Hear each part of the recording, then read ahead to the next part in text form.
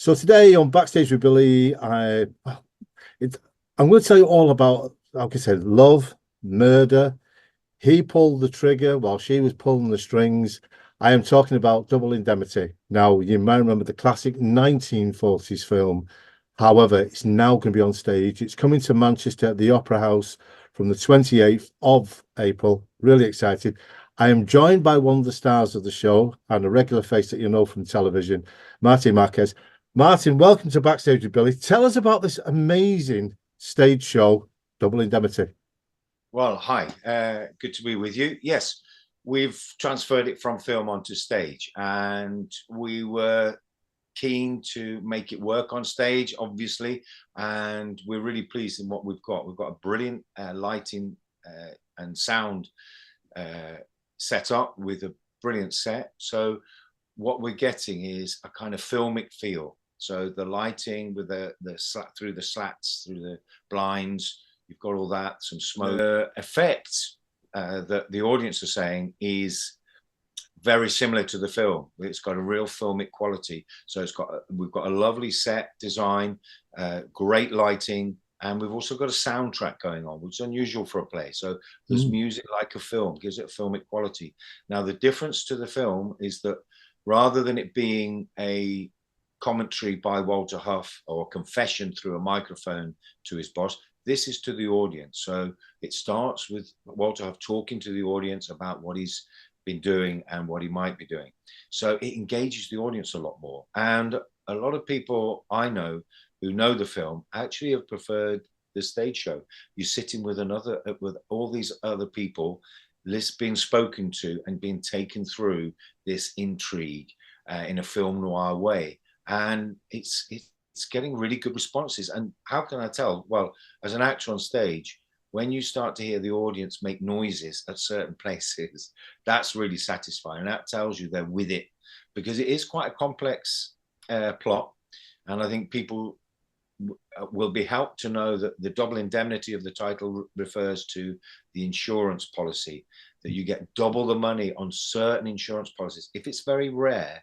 So the murder that is committed in this he is able to tell her what is one of the rarest deaths, and therefore they offer double the money, $50,000, equivalent to 1.5 million in modern terms. So the reason I put that out there is because it makes it really important that my character sorts this out and we don't pay the insurance, because otherwise our company will go bust.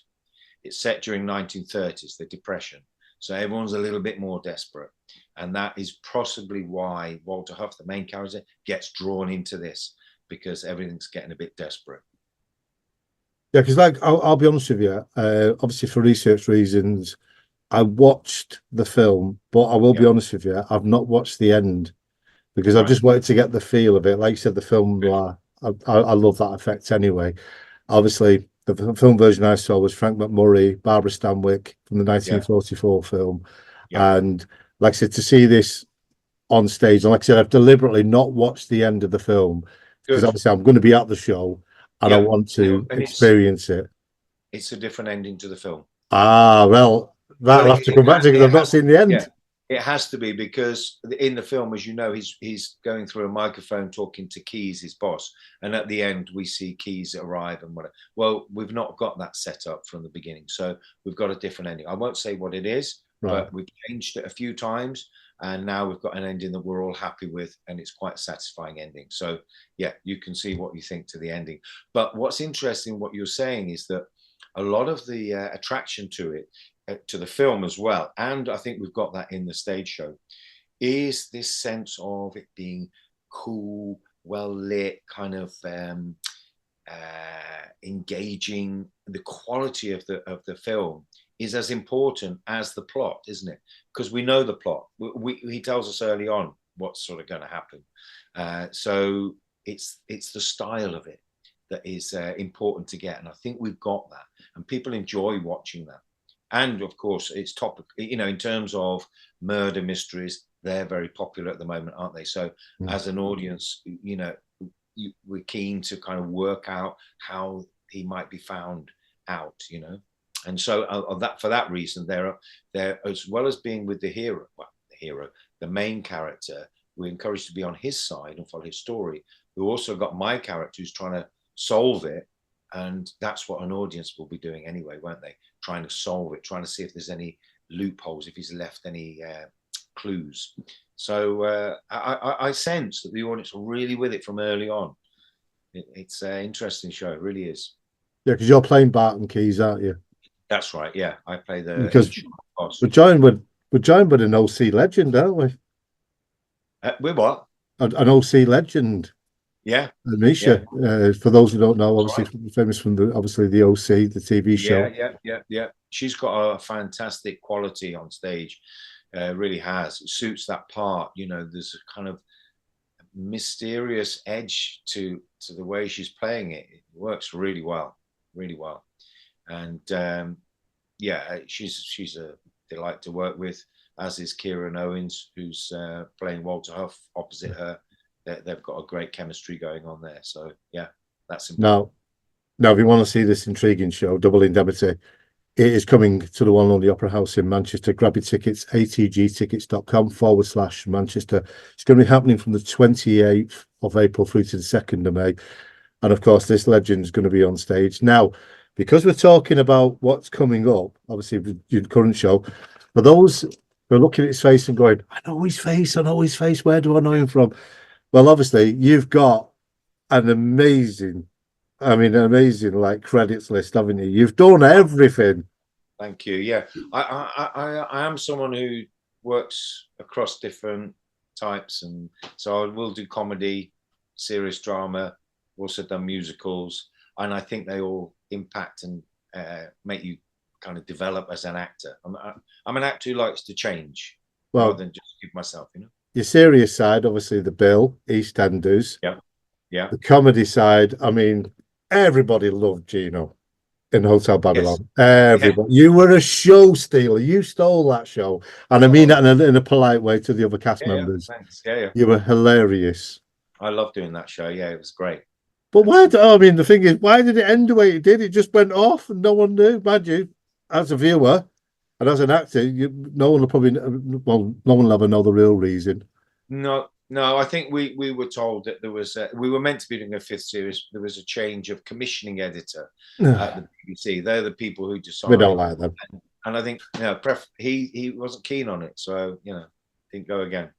But it had on viewing figures, it was over 5 million, which normally if you get over 5 million, well, back then it was a guaranteed series. So it was just a bad timing with this new commissioning editor come in, and he didn't want it. So yeah, shame. Well, we move on. But nevertheless, thank you for the memories, obviously, of Gino and obviously all the other stuff that you've done. Like I said, I mean, what was the schedule like for EastEnders? I take it's a nightmare. Well, I was very lucky doing EastEnders because I did it with my brother, who was also an actor, John. And our 3 episodes that we did were playing brothers. But it was a time when Mike Reid had just left, and they wanted to try and get Mike Reid back in, but he was living in Spain. So they wrote some episodes in Spain where Barbara Windsor went over to Spain. He'd faked his death. That was the story. And so we spent 3 weeks in Puerto Banús, which is down in Marbella, in a 5-star hotel, filming these episodes. And the interesting story was Mike Reid was, I don't think you'll mind me saying this, but he was king golfer and he was playing golf. So in between scenes, while they were setting up, he would get onto his golf cart and head off, play a few holes, and then come back and do the other scene. That's how it was set up. We were treated really well. We were playing 2 gangsters, and so we didn't have that usual thing as that you're referring to, that it can be a bit relentless. Any of those soaps really, because they need to get them. I met Mike Reid when I was a little toddler on the TV show Run Around. I think. Do you remember that? We had to run around different things. Yeah, I mean, I was one of those kids. Oh yeah. I'm talking, obviously, like you just said, obviously talking about working with your brother. You worked with your brother on the iconic, I mean, amazing show that is Doc Martin. Yes. So I mean, you've done everything. But I tell you what, if you want to see Martin Marquez on stage, Double Indemnity is coming to the one and only Opera House in Manchester. Grab your tickets, atgtickets.com/Manchester. It's happening from the 28th through to the 2nd of May. And they are touring up and down the UK. More details about that very, very soon. However, though, Martin, thank you for today. I'll let you go and get something to eat and obviously get back into rehearsals and whatever your plan is for today. But thank you for joining me today on Backstage with Billy. Nice one. Cheers, Billy.